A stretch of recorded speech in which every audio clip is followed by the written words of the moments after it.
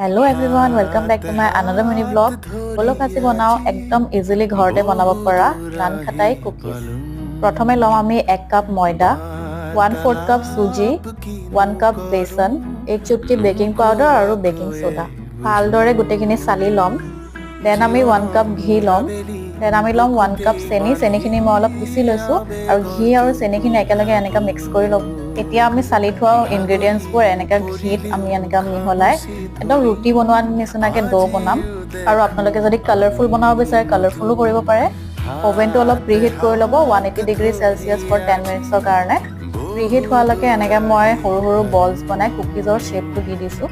এতিয়া মই কুকিজখিনি বেক কৰিম 180 degree Celsius for 10 to 15 minutes আৰু যিমান দেৰি নহয় তেতিয়ালৈকে আপোনালোকে বেক কৰিব পাৰে। আৰু ফ্লেভাৰৰ কাৰণে ওপৰৰ পৰা মই ইলাইচি পাউডাৰ অলপ দি দিলো। আৰু দেখিছেনে ইমান ধুনীয়া কুকিজ মোৰ ৰেডি হৈ গ'ল। আপোনালোকে ঘৰত ট্ৰাই কৰিব পাৰে। ভিডিঅ'টো চাই ভাল পালে যদি মোক লাইক কৰিব নাপাহৰিব।